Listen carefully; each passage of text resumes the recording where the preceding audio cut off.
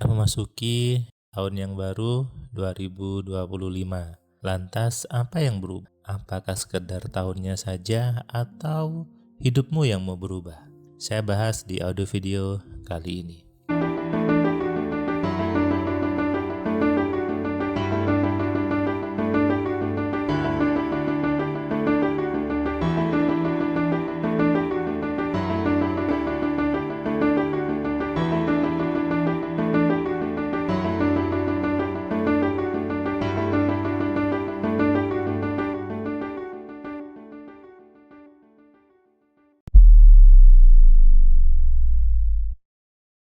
Assalamualaikum sahabat Cahaya Kehidupan semuanya. Kembali Anda mendengarkan suara saya di audio video Cahaya Kehidupan, sebuah channel yang berisi inspirasi, yang berisi pencerahan tentang bagaimana hidup yang menyenangkan, hidup yang penuh kenikmatan.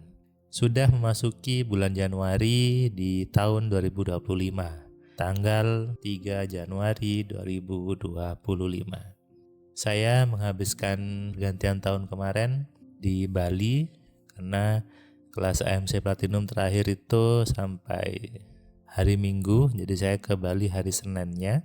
Senin pagi saya flight pagi sampai ke Bali jam setengah 10, kemudian ke Taman Safari Bali. Saya selama di Bali dapat fasilitas mobil yang luar biasa gitu ya. Kemudian malam tahun baru saya di sana, tapi tanggal 1 sudah kembali ke Surabaya. Tahun baru sudah ada, tahun baru sudah kita masukin. 2024 sudah selesai, berganti menjadi 2025.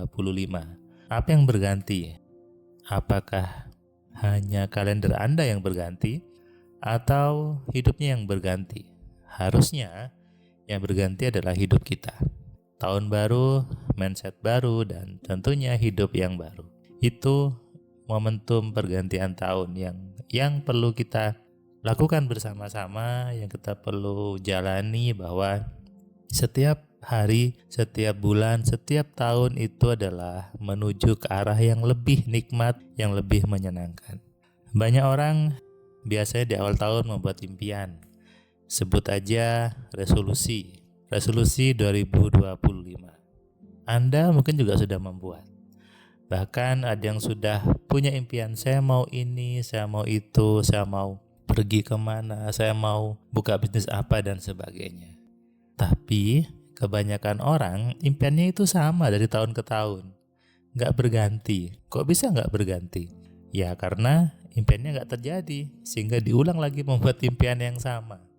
Saya sering ketemu banyak orang yang dia mengatakan bahwa aku sama aja impiannya dengan tahun yang lalu. Ini artinya impian Anda tidak terwujud. Harusnya bermimpi yang benar membuat impian terwujud. Tapi kalau caranya salah ya hanya sekedar menghayal saja, tidak terjadi. Kemudian ketika nggak terjadi, menyalahkan nasib, menyalahkan takdir. Padahal bukan nasibnya yang salah, juga bukan takdirnya yang keliru. Tapi ada program di kepala Anda yang membatasi itu. Dan ini yang harus utama berubah. Merubah mindset, merubah pola. Tahun yang baru harus ada perubahan di hidup Anda.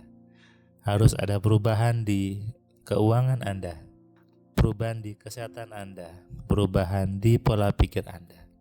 Jangan berharap hasil yang berbeda kalau pola pikirnya sama. Ini namanya Anda sesuatu yang mustahil gitu ya.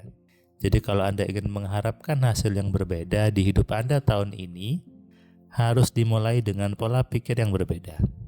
Jangan sibuk meratapi nasib Anda. Hutang saya nggak lunas-lunas, hutang saya besar. Tapi Anda hanya sibuk meratapi nasib, hanya sibuk mengeluh, tidak merubah pola di hidup Anda, tidak merubah cara berpikir Anda. Yang selama ini mikirnya susah, tetap aja mikirnya susah. Gimana mendapat kemudahan kalau mikirnya susah?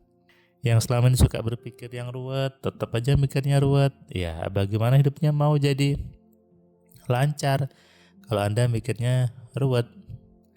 Gak mungkin. Termasuk semua doa Anda. Doa terjadi karena pola pikir yang benar, bukan tempatnya, juga bukan waktunya. Ini juga sebuah konsep yang harus Anda lakukan di tahun ini, bahwa kalau mau berdoa, nggak usah nunggu waktu, nggak usah nunggu tempatnya di mana. Oh, harus bangun tengah malam, harus tempat A, tempat B. Nggak usah nunggu waktu, nunggu tempat. Berdoa ya berdoa saja. Berdoa dengan yang benar, berdoa dengan mindset yang benar, pasti terjadi. Makanya membuat impian juga harus yang benar. Membuat impian harus dengan yang ada ilmunya. Anda bisa baca website saya di masfirmanpratama.com. Saya membuat sebuah artikel tentang resolusi di situ. Anda bisa baca. Saya membuat bahwa orang itu harus berani membuat impian. Jangan tetap saja hidupnya. Kalau Anda mau berubah, ya Anda berubah. Kalau Anda mau tetap saja, ya silakan dengan tetap saja. Tentukan impian Anda di tahun ini. Tentukan impian Anda yang bermakna, yang lebih jelas, yang lebih terang gitu ya. Jangan buat impian yang ambigu. Jangan buat impian yang abstrak. Itu tidak akan masuk ke pikiran Anda. Harus buat impian yang clear, yang bisa digambarkan. Kalau bahasa komputer, what you see is what you get. Dulu saya bacanya WYSIWYG gitu ya. Ini konsep yang saya pakai di AMC. Ketika kamu bisa melihat impian kamu, maka kamu bisa dapatkan impian itu. Dan ternyata itu yang dipakai oleh orang-orang kaya di luar sana, dan saya pun juga menerapkannya dan bekerja. What you see is what you get. Ini bukan bahasa psikologi. Ini bahasa pemrograman komputer. Dan itulah yang mendasari rumus AMC, rumus Alpha Mind Control, bukan konsep psikologi. Karena saya tidak kuliah psikologi, saya nggak tahu apa itu psikologi, bagaimana teorinya. Saya kuliahnya di telekomunikasi, jadi saya gunakan hukum-hukum programming, hukum-hukum telekomunikasi yang ternyata itu relate dengan kehidupan manusia. Dan ketika saya terapkan, ternyata ngefek di hidup saya. Saya ajarkan ke banyak orang, saya kasih nama AMC, saya buat hak ciptanya, saya buat bukunya, dan itu membantu banyak orang. Di tahun kemarin itu banyak sekali orang-orang yang belajar kelas AMC, banyak orang yang memberikan testimoni, dan hasilnya luar biasa. Ini bentuk pengakuan yang real. Tidak perlu mencari pengakuan kalau AMC itu gimana-gimana. Artinya apa? Setiap orang butuh belajar AMC. Dan di tahun ini, Anda yang belum belajar AMC harus membuat impian untuk siap dan butuh belajar di kelas AMC. Kenapa? Karena kalau Anda tidak belajar sekarang, Anda ketinggalan dengan orang-orang lain yang sudah belajar. Bahkan sampai ada orang yang dia memaksa temannya untuk belajar AMC. Ini membuktikan bahwa rumus AMC adalah rumus kehidupan yang tidak butuh yakin dalam mengerjakannya.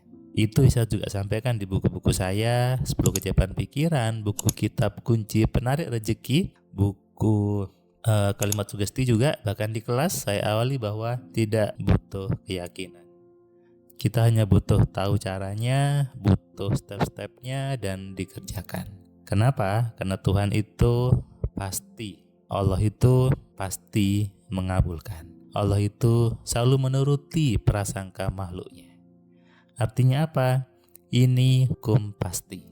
Yang namanya hukum Tuhan, maka itu pasti terjadi. Tugas kita adalah mengenalinya dan memahaminya, lalu menerapkan di hidup kita semua. Selamat tahun baru, selamat hidup yang baru, dan tentunya mulai dengan pola pikir yang baru. Salam sehat, salam kaya, salam cerdas. Dari saya Firman Pratama, Assalamualaikum. Terima kasih buat kalian yang sudah nonton video saya dari awal sampai yang video terakhir. Saya ucapkan terima kasih, dan kamu yang belum subscribe, kamu subscribe ya. Dan kamu bisa share ke banyak orang lainnya, dan ingat nyalakan loncengnya supaya apa? Kamu dapat notifikasi ketika ada video baru di Cahaya Kehidupan. Tentu kamu sudah nonton banyak video dari Cahaya Kehidupan, dan kamu bisa tuliskan komentar di setiap videonya. Kamu tuliskan komentarnya, kamu berikan bukti bahwa di video ini, di channel ini membuat hidup kamu berubah. Sehingga kalau kamu ingin hidup kamu berubah atau kamu ingin teman kamu hidupnya berubah, maka kamu sarankan mereka untuk nonton di Cahaya Kehidupan.